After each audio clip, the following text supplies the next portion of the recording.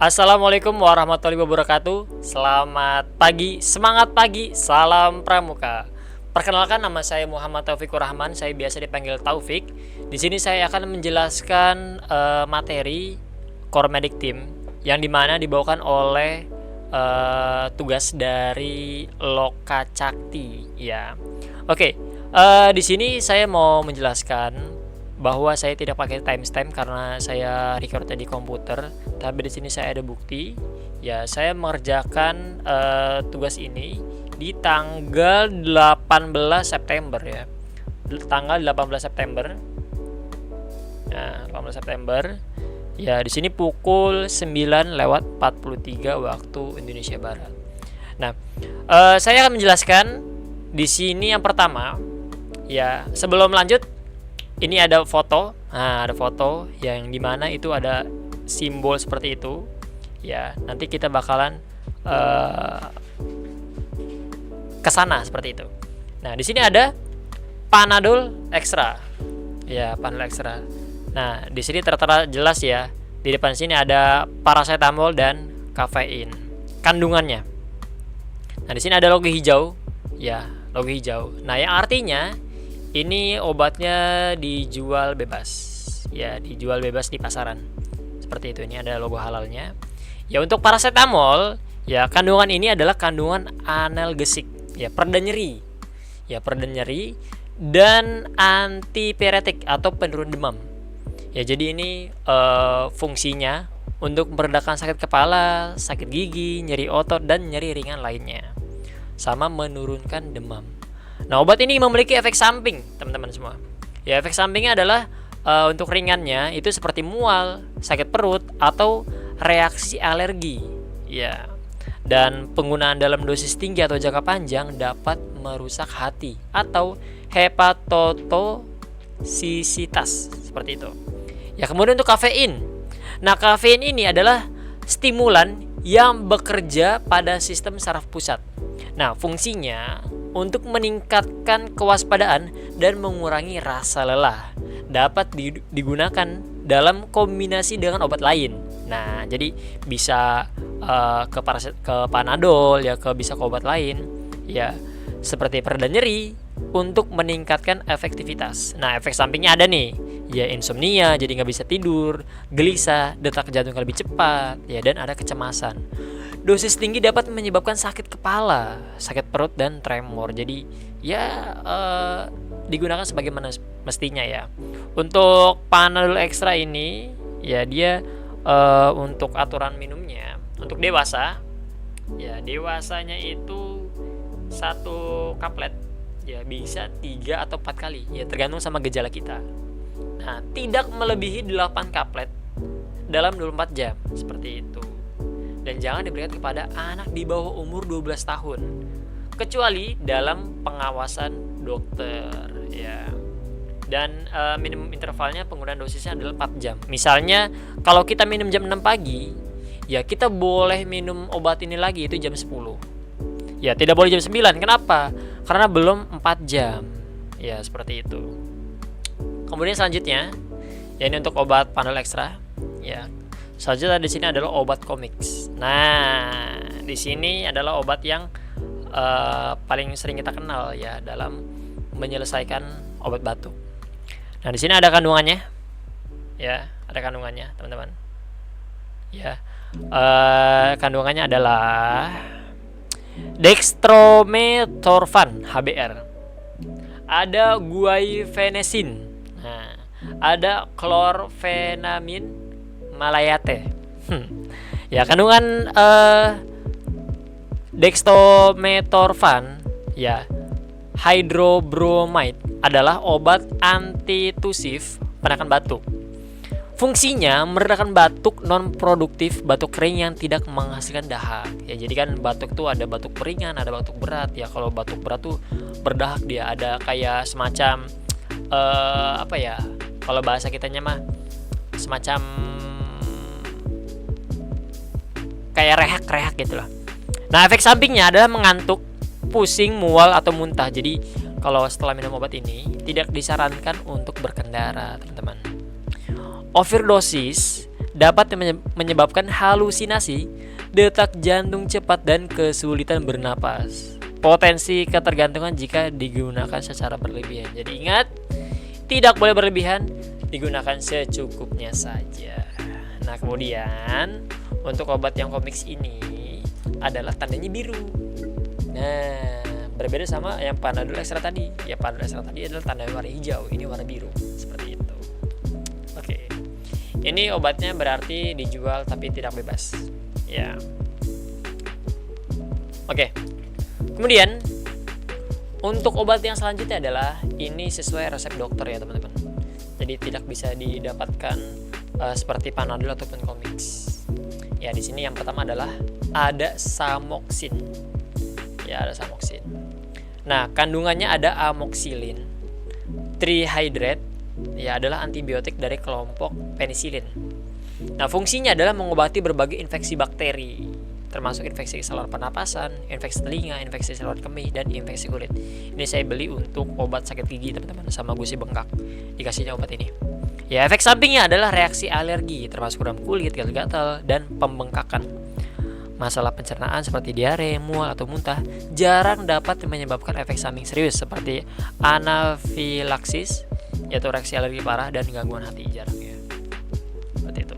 Kemudian selanjutnya ada yang namanya mefenamic acid teman-teman. Ya, saya kasih lihat. Ya, bentuk obatnya seperti ini. Oke. Nah, kandungan mefenamic acid ini adalah obat antiinflamasi non-steroid.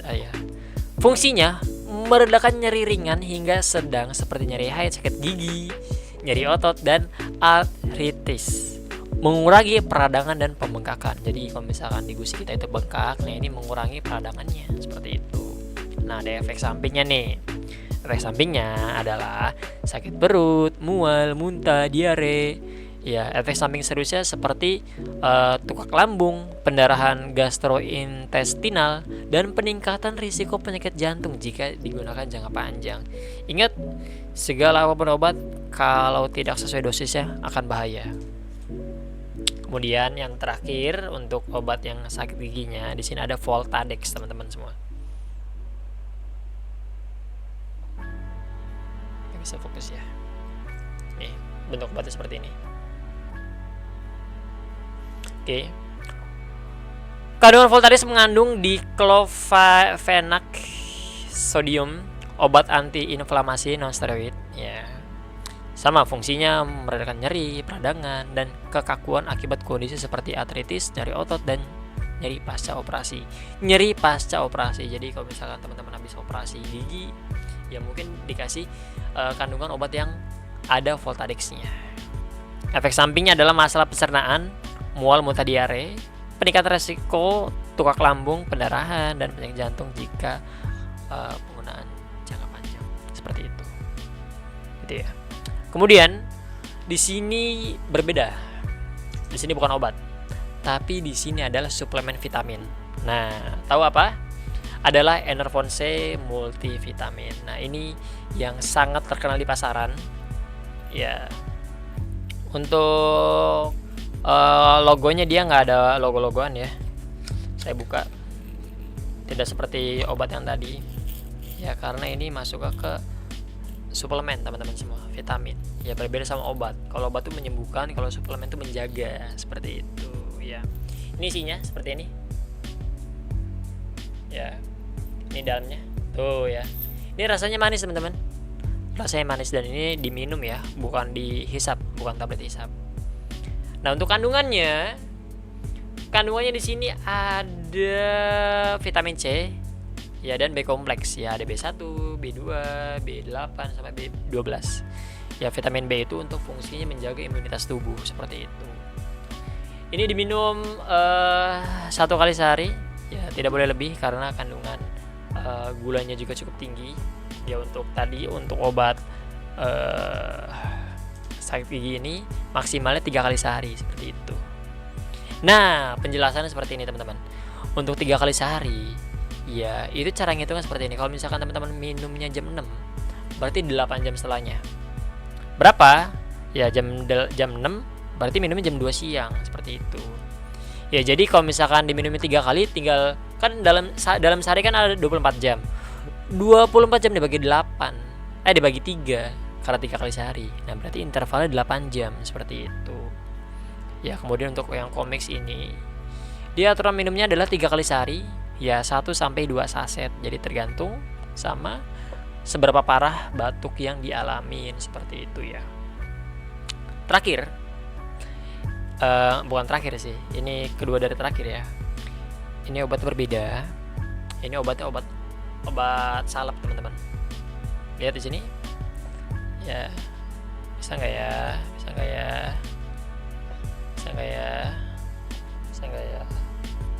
Nah, itu ya. Salep mata steril. Nah, ini salep ini saya gunakan waktu itu ketika mata saya kena infeksi. Ya. Dan cara penggunaannya itu teman-teman bukan di luarnya ya, tapi di dalamnya. Seperti ini dibuka misalnya, terus ini kebawahin kelompok teman-teman, lalu dioles di bawahnya seperti itu. Ya. Ini penggunaannya bisa 3 sampai 4 kali sehari, tergantung kebutuhan. Ya, tapi ya ini juga ketika saya pakai obat ini, salep ini. Ya, jadi mata saya itu agak burem ya, karena kan ada bekas salep-salepnya gitu ya. Tapi alhamdulillah setelah pakai ini, infeksi saya yang tadinya mata saya bengkak banget tapi dalam seminggu alhamdulillah bisa kempes pakai obat ini. Ya, obat ini lumayan mahal, sekitar berapa ya kemarin tuh beli ya, sekitar 60.000 atau berapa gitu ya, saya lupa. Kemudian yang terakhir adalah salep 88 teman-teman semua. Ya, pasti nih kita semua mengenalnya dengan salep kulit. Ya, kalau misalnya ada gatel-gatel segala macem. Nah, di salep 88 ini teman-teman, ada kandungan yang namanya acidum salicylicum. Nah, atau yang lebih dikenal dengan sebagai asam salisilat, adalah senyawa yang sering digunakan dalam produk obat-obatan kulit. Nah, penjelasannya adalah kandungan asam salisilat ini merupakan agen keratolitik, zat yang membantu mengelupas lapisan luar kulit dan termasuk dalam kelompok obat-obatan antiinflamasi non-steroid NSAID topikal. Fungsinya adalah mengobati jerawat, teman-teman. Asam salisilat membantu membersihkan pori-pori yang tersumbat dengan mengelupas lapisan kulit mati sehingga mencegah timbulnya kulit jerawat. Mengobati kutil dan kapalan. Ya, asam ini dapat digunakan untuk mengobati kutil, kapalan, dan beberapa jenis masalah kulit lainnya dengan menggunakan jaringan yang mengeras sehingga mudah untuk diangkat. Mengelupas sel kulit mati digunakan dalam berbagai produk pengelupas kulit, eksfoliator. Ya, atau bisa kalau misalnya di kosmetik itu ada eksfoliasi ya gitulah. Jadi mengangkat sel kulit mati. Ya, untuk membantu merangsang regenerasi sel-sel kulit baru. Nah, efek samping adalah iritasi kulit, teman-teman. Efek sampingnya ya, iritasi kulit. Penggunaan asam salisilat dapat menyebabkan kemerahan, kekeringan, gatal atau perih terutama pada kulit sensitif. Pengelupasan berlebihan ya, pada beberapa kasus penggunaan berlebihan dapat menyebabkan pengelupasan kulit yang berlebihan atau bahkan luka kecil. Jadi dipakai secukupnya aja ya, jangan banyak-banyak teman-teman. Alergi, beberapa orang mungkin mengalami reaksi alergi seperti ruam, gatal-gatal atau pembengkakan keracunan salisilat dalam kasus penggunaan topikal yang berlebihan atau penggunaan pada area kulit yang luas. Resiko keracunan salisilat walaupun jarang bisa terjadi yang dapat menyebabkan pusing, tinnitus ya, telinga berdenging, jadi kupingnya berdenging ya, atau mual. Jadi ada beberapa efek sampingnya ya kalau keracunan salisilat gitu ya. Jadi itu saja yang dapat saya sampaikan ya, semoga informasi bermanfaat ya. Masih banyak banget obat-obatan di luar sana yang bisa kita bahas ya, tapi waktunya cukup singkat ya. Semoga video singkat saya ini bermanfaat bagi kita semua ya, dan terima kasih kepada tim Lokat Sakti yang sudah mengadakan kegiatan ini ya. Semoga tim Lokat Sakti diberikan kesehatan dan diberikan berkah ya, karena telah menyediakan ruang untuk masyarakat mengedukasi yang lainnya seperti itu. Tetap semangat ya, jangan sampai kendor. Terima kasih. Sekian dari saya, Muhammad Taufikur Rahman. Assalamualaikum warahmatullahi wabarakatuh. Salam Pramuka.